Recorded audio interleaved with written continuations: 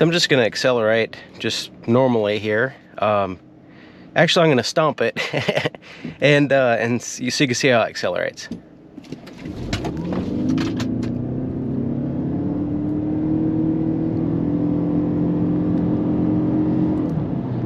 So not too bad. When it gets over about 45, 50, it has a little bit of a second wind there, and it's able to kind of pull a little bit harder.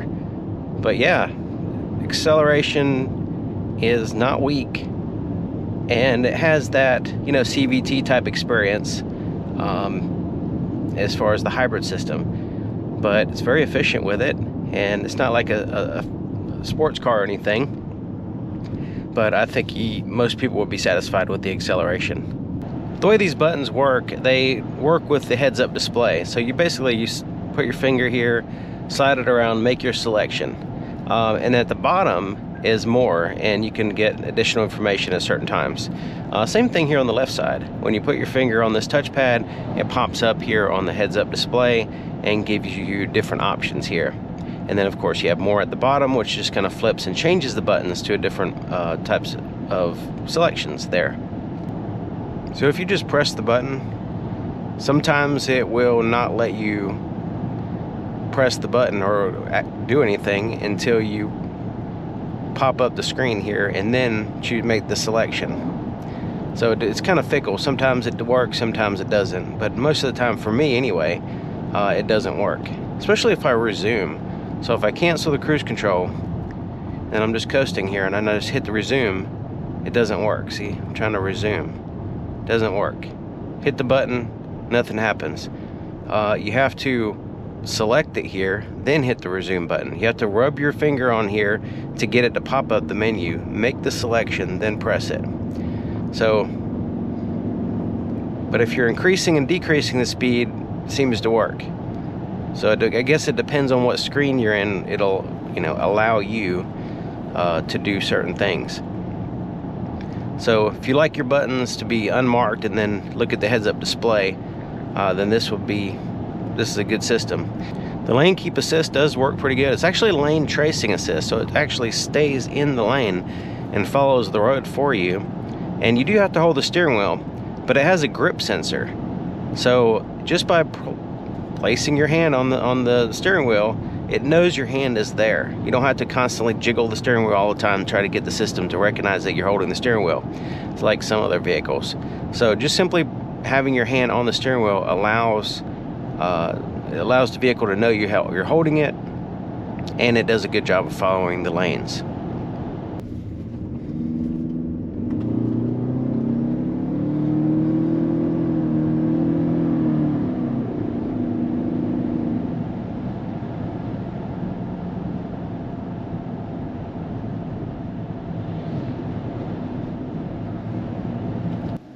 Camera system is really good. The rear view camera is really good.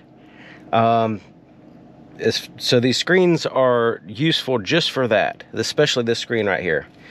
Because as far as like the Bluetooth system, it still has that problem that they've had for years now, where it tries to connect to your Bluetooth about 30 times before it actually connects. And sometimes it just never connects, you know. I just get to my destination before it actually and it's still trying to connect basically. But so that system has its issues. Also, it doesn't have, you know, like the navigation is through your phone, so I can't even demonstrate that.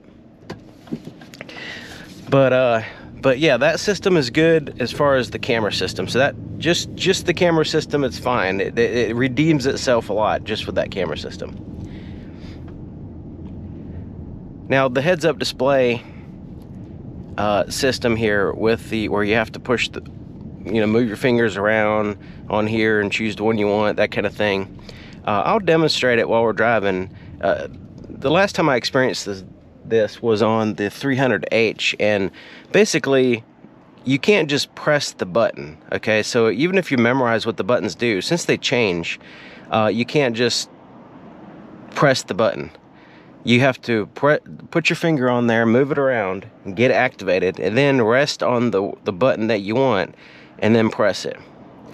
You know, that kind of thing. So it's not as straightforward as like, well, you know, just because it doesn't have it here, It doesn't mean you can't use it like a normal system, and you kind of can't because of that whole, forcing you to have it show on the heads-up display before you can make a selection. So I can go ahead, and right here is a dedicated button to turn on the cruise control, which is fine, no problem. Lane keep assist, same thing, dedicated button, on and off. But these buttons over here are the ones that you have to kind of put your finger on there, move it around, and then at the bottom it says more, and you can make different selections sometimes, sometimes not. So driving this vehicle is fairly decent. I mean, it's pretty comfortable. You do hear some engine noise and stuff. It does have a lot of beeping going on. And sometimes it'll beep and I'm like, I don't have time to pay attention to you. I have to drive. I'm looking at what I'm doing, So it'll have all these beeping and alerts and stuff. But they just tend to, if I were to pay attention to them, then I would have to stop looking at what I'm doing and then pay attention, figure out what the heck the vehicle is trying to tell me, and then resume driving. Like it doesn't make a lot of sense. But we'll get past that. Yeah, as far as comfort and fairly quiet vehicle, and you're fine with all the complexity as far as the controls and everything, then I think a lot of people would like this vehicle if it's in your price range and all that stuff, and you like the way it looks and all that. It's definitely an interesting vehicle. It's interesting how the direction that Lexus is going. Go ahead and turn the cruise control on. There is a lot of positives to say about a hybrid system that's able to give you better fuel economy than, say, a non-hybrid system. And this is not a plug-in hybrid, so you don't have to worry about plugging it in. That's a plus, I think. The acceleration is actually pretty decent. When you just drive it normally, it doesn't feel that strong until you really press the accelerator. Then it has some, you can feel it, if you just drive it normally, you wouldn't be able to tell.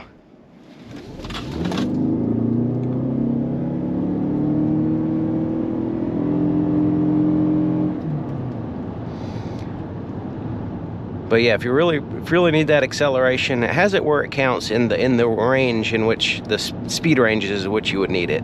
30-40 miles per hour, you punch it, you need to merge into the traffic or something like that. You really need to get some acceleration going.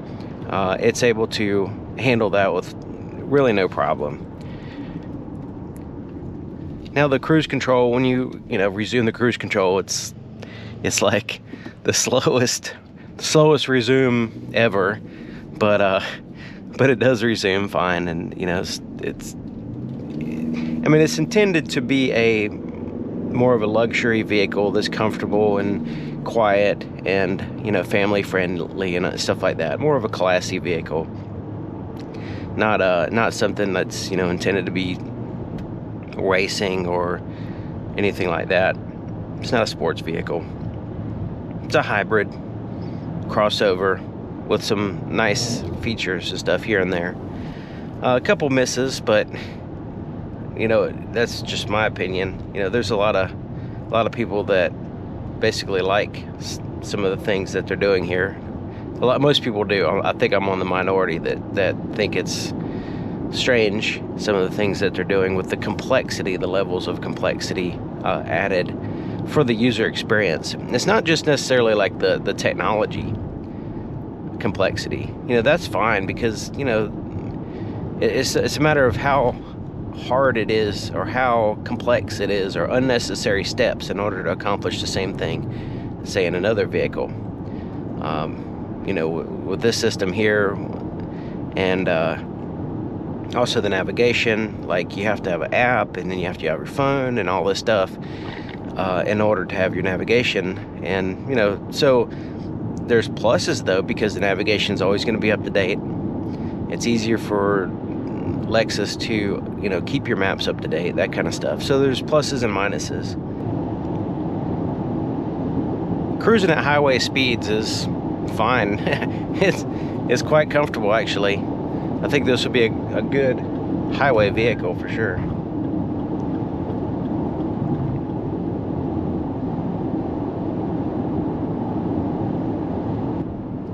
So I've been getting 33.8 miles per gallon in this particular trip anyway, and just kind of normal country back roads and stuff. So it depends on, if you're on highway or city, it's going to fluctuate a little bit from there, but that's what I've been getting.